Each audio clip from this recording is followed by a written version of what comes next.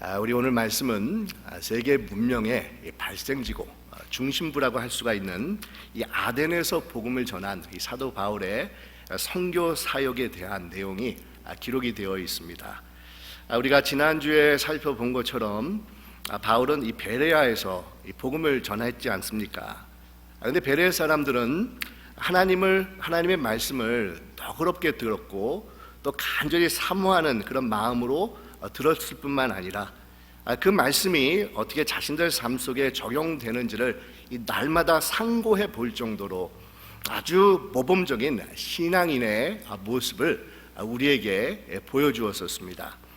하지만 바울이 베레아에서도 이 복음을 전한다는 소식을 전해 들은 이 데살로니가 지역의 유대인들은 가만히 있지 않고 베레아까지 몰려와가지고 바울과 일행들에게 이 핍박을 가하게 됩니다.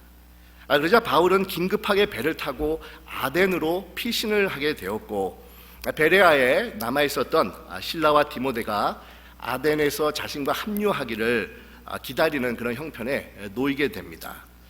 여러분, 이런 것을 보아서 이 바울은 처음부터 이 아덴에서 복음을 전할 계획을 가지고 있지 않았나, 이런 생각을 해보게 됩니다.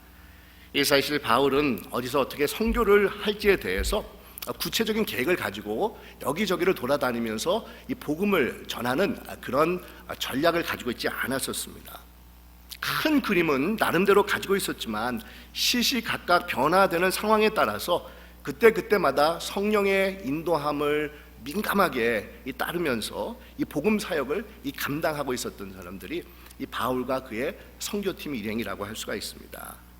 여러분, 이것이 가능했었던 것은 언제였든지 예수 그리스도의 복음을 전하겠다라는 확고한 그런 목표가 그들에게 있었기 때문입니다. 정말 분명한 인생의 목표가 세워져 있었기 때문에 그것을 이루어 나가는 그런 과정을 아주 유연하게 대처해 나갔던 사람이 바로 사도 바울이었다는 겁니다.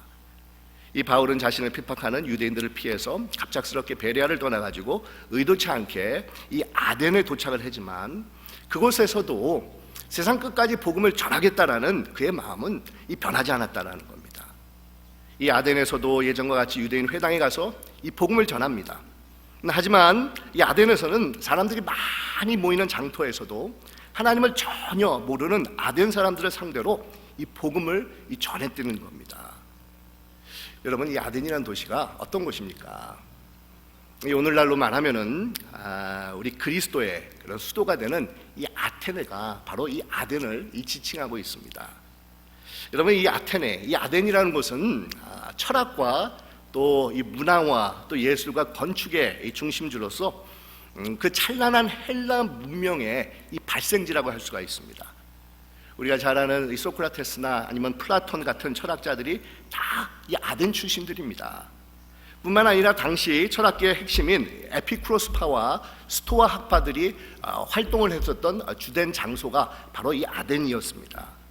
그래서 이 아덴이라는 그런 도시를 가리켜서 당시 사람들은 헬라의 눈이다 이렇게 말하기도 하고, 예술과 웅변의 어머니다 이렇게 지칭을 하기도 하고, 모든 지혜의 본 고장이다라는 표현을 사용을 해서 아덴의 우월함을 강조를 했다는 겁니다.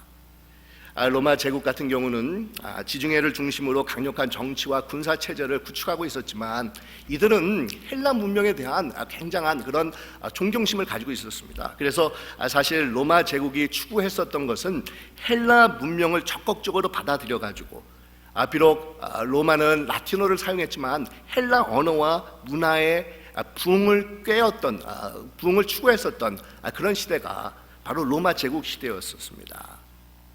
그런데 여러분, 이런 헬라 문명의 정말 중심지라고 할 수 있는 것이 바로 이 아덴이었다는 겁니다. 아테네였다는 겁니다. 이처럼 아테네는 문명과 지성을 자랑하는 그런 곳이었지만 한편으로는 각종 신들과 우상들로 유명했던 곳이 또한 이 아덴입니다. 지금도 아테네를 방문하면 웅장하고 아름다운 그런 많은 건물들과 동상들이 세워졌었던 유적지들을 발견할 수가 있는데, 여러분, 그것들은 다른 것들이 아니라 거의가 다 이방신들, 우상들을 섬겼던 신전들과 신상들이었던 겁니다. 여러분, 얼마나 많은 그런 이방신들을 섬겼었는지 어느 기록에 의하면 이 아덴에는 300개가 넘는 공식화된 우상들이 있었고 3만 개가 넘는 정도의 신상들이 아덴 도시에 세워져 있었다는 겁니다. 이 유명한 로마 시대의 철학자인 크세노프는 이런 아덴을 가리켜가지고 하나의 거대한 재단이다, 하나의 거대한 재물이다라고 이 말을 했었고, 로마의 어떤 작가는 아덴 도시에 가보면 사람을 발견하는 것보다도 신들을 발견하기가 더 쉽다라는 그런 재밌는 얘기를 남기기도 했다고 합니다. 여러분, 이들이 섬겼던 신전들은 우리가 그리스 신화에서 너무도 많이 들었던 그런 이름들입니다. 몇 가지를 제가 한번 말씀을 드리면, 현재 유네스코 지정 세계문화 1호로 지정이 되어 있는 파르테논 신전이 있었고, 제우스 신전도 있었고, 포세이돈 신전도 있었고, 아폴로 신전도 있었고, 또 나이키 있지 않습니까? 우리는 신발 회사라고만 알고 있는데 사실은 그리스 신화에 나오는 승리의 신입니다. 그 나이키 신전도 이 아덴에 있었다는 겁니다.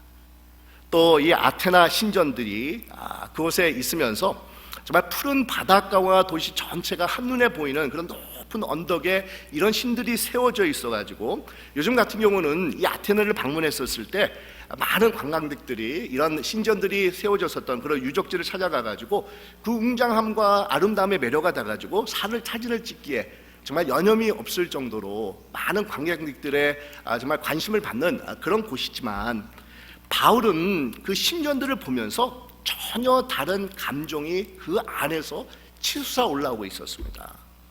이 바울은 이 도시 전체에서 세워져 있는 신전들과 우상의 제단들을 보면서 마음의 격분을 참지 못할 정도로 이 안타까움을 느꼈다는 겁니다.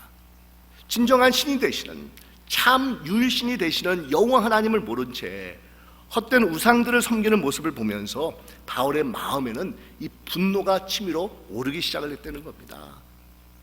그래서 바울은 예전과 같이 안식일에는 유대인 회당에 가가지고 복음을 전했지만, 평일에는 사람들이 많이 모이는 이 장터에 나가서 복음을 전하고 있었습니다.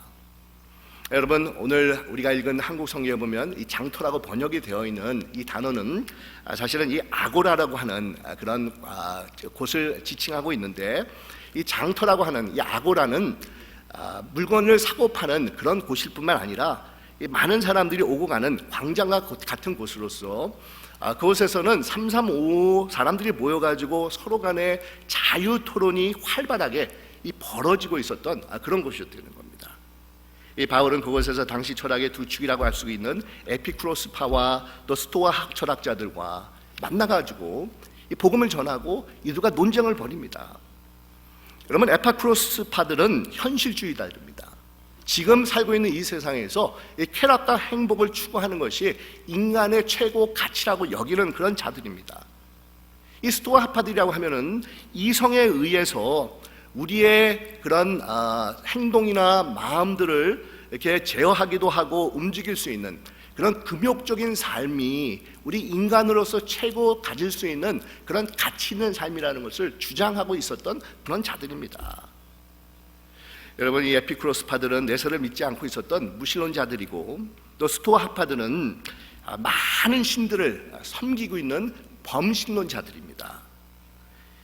이 바울과 논쟁을 벌였던 이들은 바울을 가리켜가지고 말쟁이다, 그리고 또 이방신을 전하는 그런 자다라고 치부를 하면서 이 바울을 아레오바고라는 그런 곳으로 데리고 가는 것을 오늘 본문에서 볼 수가 있는데, 여러분, 이 아레오바고는 어떤 곳이냐라고 하면은 처음에는 이 아덴 도시의 재판소와 같은 곳으로서, 우리가 잘 아는 이 소크라테스도 이곳에서 재판을 받아가지고 정죄를 받아서 사형에 처해진 곳으로 유명한 곳이 됩니다.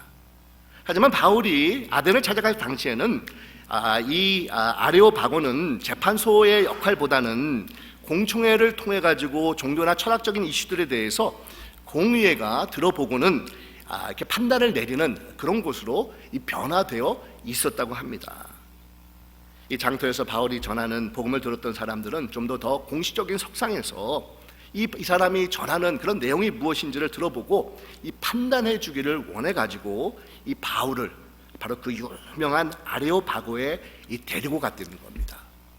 그러면서 오늘 본문에 보면 이 바울은 아덴의 유명한 아레오바고에 가서 하나님의 말씀을 전하는 그런 기록이 오늘 본문에 나오고 있는 것을 볼 수가 있습니다.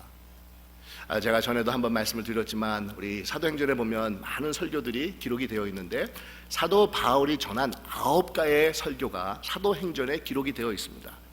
근데 이 모든 설교들은 하나같이 유대인들이나 아니면 하나님에 대해서 그래도 알고 있는 이방인들을 상대로 전한 것이지만 이 아레오바고에서 전한 이 설교만큼은 하나님을 전혀 모르던 이방인들, 아덴에서 살고 있었던 지성인이라고 치부를 하고 있었던 헬라인들을 상대로 전한 이 바울의 유일한 이 설교가 된다는 겁니다.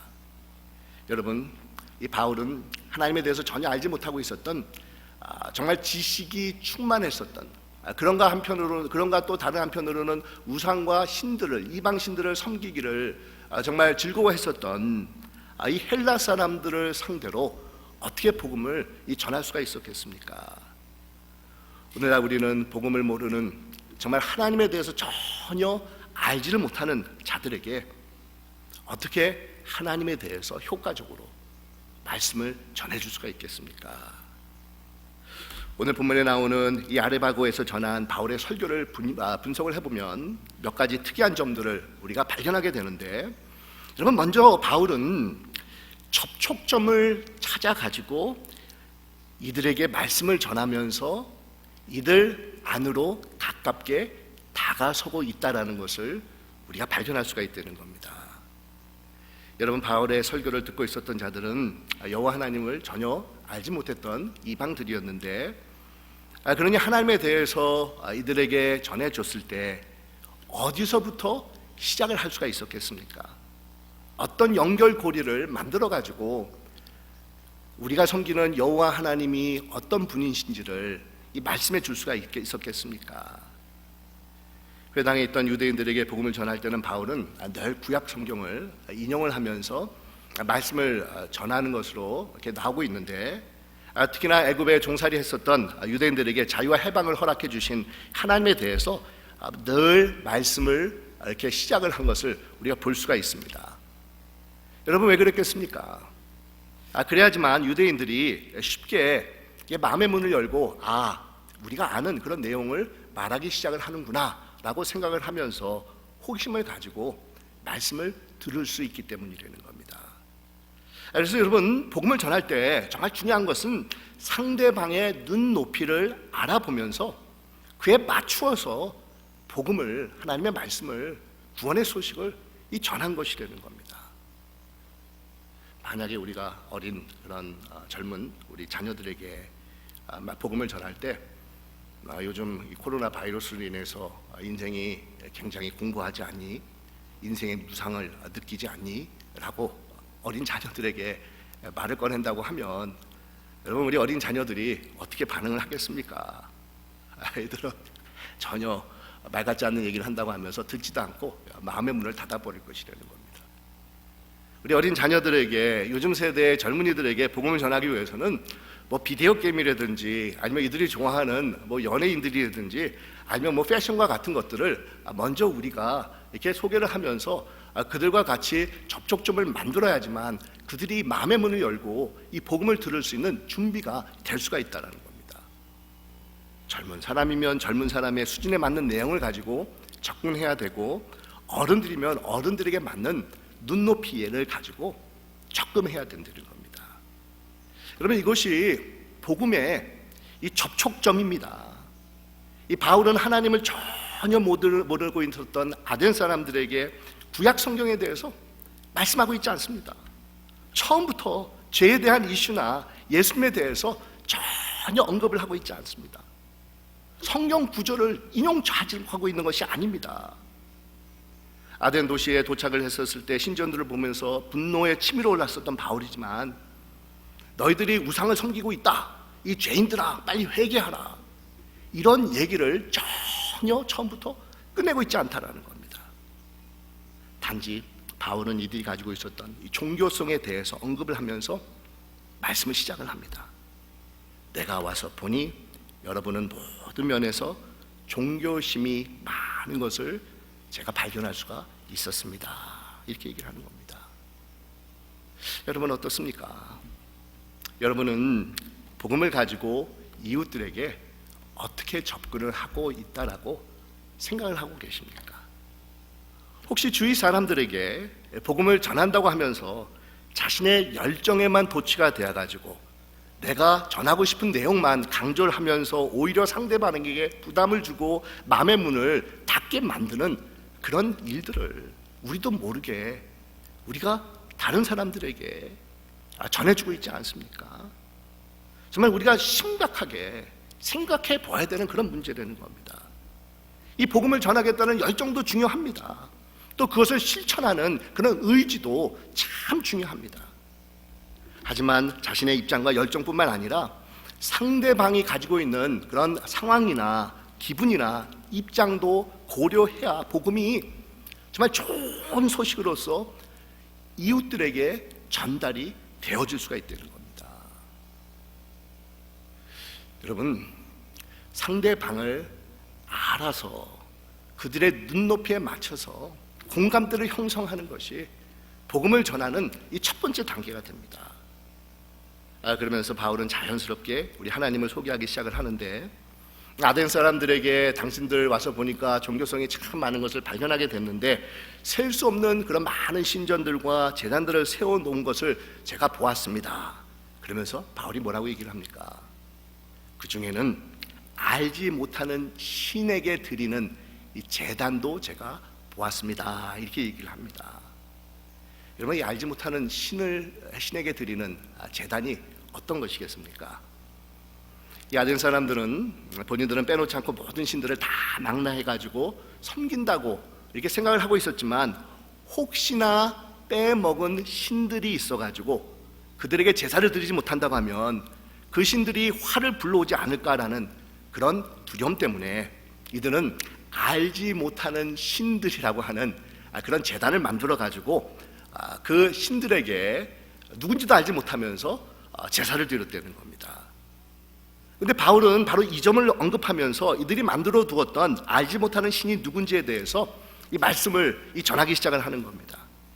처음에는 이들이 가지고 있었던 많은 종교심을 언급하면서 공감대를 형성을 하고 접촉점을 이루면서 그 다음으로는 자연스럽게 이들에게 익숙한 점을 가지고 이들이 익숙하지 않는 하나님에 대해서 소개를 하기 시작을 했다는 겁니다. 자, 세 가지로 하나님에 대해서 말씀을 합니다. 어떤 하나님에 대해서 전하고 있겠습니까? 첫째는 하나님은 온 만물의 창조주가 되시며 그 만물의 생명을 유지하시는 분이 바로 하나님이 되신다, 여호와 하나님이 되어주신다라는 것을 말씀합니다. 여러분, 이 헬라인들은 많은 신들을 섬기지만 바울은 유일신이신 창조주 하나님 한 분을 소개하고 있습니다. 그 유일신 하나님은 온 우주와 그 안에 모든 것을 만드신 분이시기 때문에 인간들의 손으로 만든 신전에 거하시는 그런 분이 아니다라는 것을 증거합니다. 하나님이 무슨 부족한 것이 있기에 사람들이 섬김을 받으실 필요가 있느냐라는 것입니다. 온 만물을 창조하시고 그 만물을 주관하시는 전능하신 분이신데 이 하나님은 인간의 도움을 필요로 하지 않는 그런 하나님이시다라는 것을 강조하면서 이 말씀을 합니다. 그리고 두 번째로 자신이 소개하고자 하는 하나님은 인간 사회에 적극적으로 개입하시는 분이심을 강조하고 있습니다. 여러분, 이 헬라인들이 가지고 있었던 그런 신들은 인간들의 일에 관심이 없어서 멀리 그냥 떨어져 있는 존재들로만 이들이 생각을 하고 있었습니다. 그러니까 인간들이 드리는 이 제사나 헌물들은 받고 있지만 인간 사회는 절대로 동참하지 않는 그런 신들이 우리 그리스 사람들, 헬라 사람들이 가지고 있었던 신관들입니다. 근데 이런 신관에서는 신들과 인간 사이에 인격적인 관계를 맺는다라는 것은 상상도 할 수 없는 일입니다. 그런데 바울은 천지를 지으시고 그 천지를 주관하시는 하나님이 또한 우리 인간들과 인격적인 관계를 맺기를 원하고 계시고, 그 인간사에 적극적으로 개입하시기를 원하고 계신 분이라는 것을 강조하고 있습니다. 인류의 공통된 조상들을 이 하나님께서 지으셨고 민족의 연대와 거주의 한계를 바로 이 분이 통제를 하시고 금을 구고 있다라고 말씀을 합니다. 그러니까 자신들은 아덴 사람들로서 상당한 우월감을 가지고 있었는데 우리 하나님께서는 어떤 민족이든지 편애하지 아니하시고 누구든지 우리가 하나님을 더듬어 찾기만 해도 인간의 모든 역사 가운데 거하고 계시는 하나님께서는 우리에게 다가오시는 분이시다라는 것을 설명을 하고 있다는 겁니다. 여러분, 오래전에 나왔던 그런 CCM 중에서 주만 바라볼지니라라는 그런 찬양이 있는데 아마 많은 분들이 이 찬양을 알고 계실 것입니다. 우리도 한동안 교회에서 예배 시간에 많이 불렀던 그런 찬양인데 그 찬양에 보면 이렇게 가사가 나오고 있지 않습니까?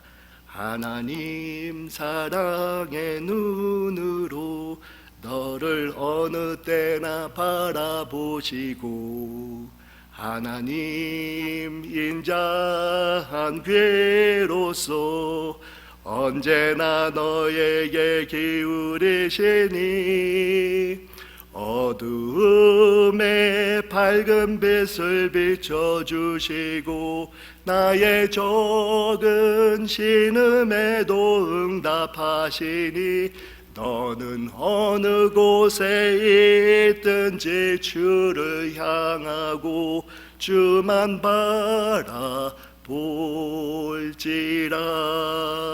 이렇게 가사가 정말 전해지고 있는데 정말 이 가사 중에서 제 마음을 그냥 가장 터치하면서 늘 들을 때마다 위로가 되는 그런 부분은 나의 적은 신음에도 응답하시니라는 그런 가사입니다. 여러분 생각해 보십시오. 전 세계 70억 인구 중에서 나 같은 사람은 정말 보잘것없는 모래사장에 정말 아주 조그만 정과 같은 그런 모래 아래 불과한 그런 존재이지만 우리 하나님께서는 내가 그냥 나도 모르게 무의식 가운데 내뱉는 그런 작은 신음소리만 듣고서도 그것을 듣고 나에게 다가오시는 그 분이 바로 우리 여호와 하나님이 되어주신다는 겁니다. 내가 조금이라도 방향을 틀어가지고 하나님 앞에 나오려고 더듬거리기만 해도 어김없이 나를 만나주시기를 기뻐하시는 분이 우리 하나님이시는 겁니다. 오늘 본문에 보면 바울이 아주 참 재밌는 표현을 쓰고 있는데 더듬어보기만 해도 우리 하나님께서 우리와 가까이 계신다 이렇게 얘기하고 있지 않습니까?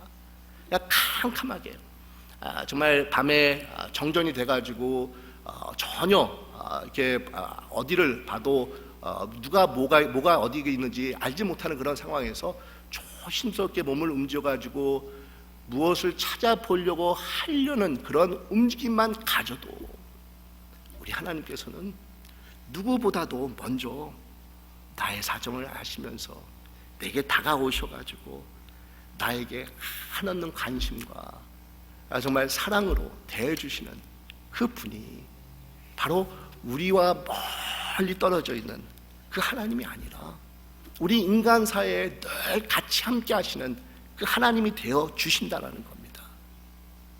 그래서 바울이 이렇게 말씀하고 있지 않습니까? 28절 말씀입니다. 하나님은 우리 각 사람에게서 멀리 떨어져 계시는 분이 아니십니다. 이렇게 말씀을 합니다. 여러분, 이 점을 바울은 하나님을 전혀 믿지 않고 있었던 헬라 시인 두 사람의 시를 인용을 하면서 설명을 하고 있습니다. 우리 그것이 28절에 나오는데 세번역 성경에는 좀 더 쉽게 풀어서 이렇게 말씀을 합니다. 우리는 하나님 안에 살고 움직이고 존재하고 있습니다. 이렇게 얘기를 합니다. 여러분, 이것은 성경 구절이 아니라 당시에 에피메니데스라고 하는 이방 헬라 사람 시인이 쓴 시를 인용하고 있는 겁니다. 그리고 또 다른 시인 아라투스의 시를 인용을 해서 언급을 합니다. 우리도 하나님의 자녀이다.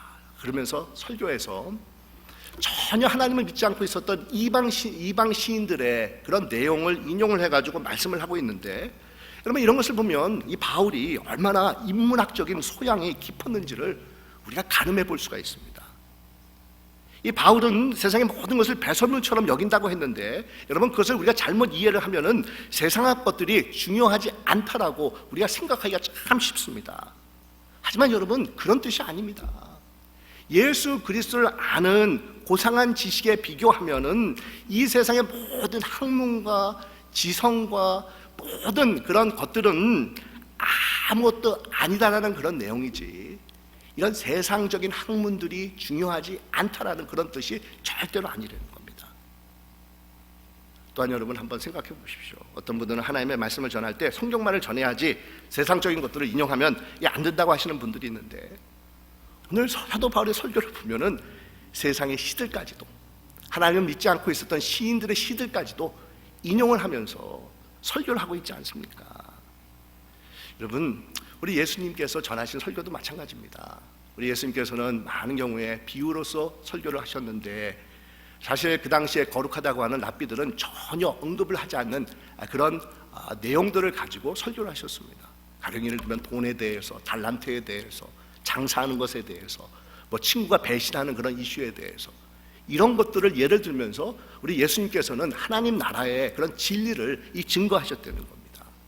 그러니 여러분 설교를 들으실 때 세상적인 그런 얘기를 한다고 해서 여러분 잘못된 것이라고 생각해서는 안 된다는 겁니다. 우리가 하나님의 말씀을 전할 때 때로는 이 세상적인 것도 전할 수가 있는데, 그 이유는 다른 것이 아닙니다. 거룩하신 하나님의 아들이신 예수님께서 인간의 모습을 가지고 지저분하고 복잡하고 어지러운 이 세상 한복판에 내려오셨기 때문에, 하나님의 말씀인 설교를 증거할 때 때로는 이 세상적인 것들도 우리가 언급을 하면서 말씀할 수 있다는 겁니다. 그리고 마지막으로 이 바울은 심판하는 하나님에 대해서 언급을 하면서 개인적인 결단을 촉구하고 있는데, 여러분 이 말씀을 자세히 보면은 이 죄인들아 너희들 회개해라, 정말 예수 그리스도만이 이 복음의 진리가 되기 때문에 그를 영접하지 않으면 지옥에 빠질 것이다, 이런 식으로 단도직입적으로 얘기하는 것이 아니라, 사실 그 내용을 분석해 보면 굉장히 결단을 촉구하면서도 아주 간접적으로 그 결단을 촉구하고 있는 것을 볼 수가 있습니다. 우리 30절과 31절 말씀이지 않습니까? 하나님께서는 무지했던 시대에는 눈 감아 주셨지만 이제는 어디에서나 모든 사람들에게 회개하라고 명하십니다. 그것은 하나님께서 세계를 정의로 심판하신 날을 정해 놓으셨기 때문입니다.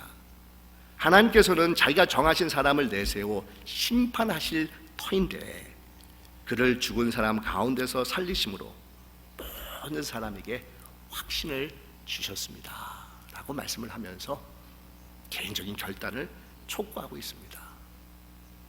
자, 이 설교의 말씀을 들었을 때 사람들이 어떻게 반응을 하고 있습니까? 이 세 가지 부류의 사람들이 나오고 있지 않습니까? 먼저는 조롱하는 사람들이 있습니다. 복음을 완전히 거부한 자들입니다.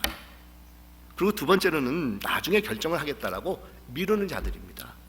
좀 더 들어보고 그때 가서 마음을 정해서 가겠습니다 라고 하는 자들이라는 겁니다. 근데 이런가 반면에 복음을 그 자리에서 받아들인 그런 사람들이 생겨난 겁니다. 그 중에는 아레오바고의 관리인인 디오누시오와 이 다마리라라고 하는 여성이 복음을 받아들이면서 아덴에서 첫 열매가 된 것을 본문이 기록을 하고 있습니다. 그리고 여러분 성경을 보면 더 이상 이 아덴에 대해서 나오고 있지가 않습니다. 계속해서 복음이 활발하게 전해지게 되었는지, 교회들이 세워졌는지, 사도행전에서 아덴에서의 복음 사역은 이것을 마지막으로 더 이상 언급이 되고 있지 않습니다. 하지만 여러분 오늘 이 시대에도 똑같은 질문이 우리에게 던져지고 있다는 사실입니다. 어떤 질문들이겠습니까? 여러분들은 에덴 사람들처럼 계속해서 무지 속에서 알지 못하는 신들을 섬기겠습니까? 라는 첫 번째 질문입니다. 그리고 두 번째 질문은 더듬어 찾기만 해도 우리의 적은 그런 신음의 한숨만이라도 우리가 내뱉을 때 그것을 듣고서는 우리에게 다가오시는 정말 멀리 계시지 않는 하나님을 만나겠습니까? 바로 이것이 두 번째 질문이라는 겁니다. 사랑하는 여러분, 바울은 이 아덴에서 말씀을 전하면서 결국 이 두 가지 질문을 남겨놓습니다. 근데 오늘날 이 시대에도 똑같은 이 두 가지 질문이 우리에게 던져지고 있습니다.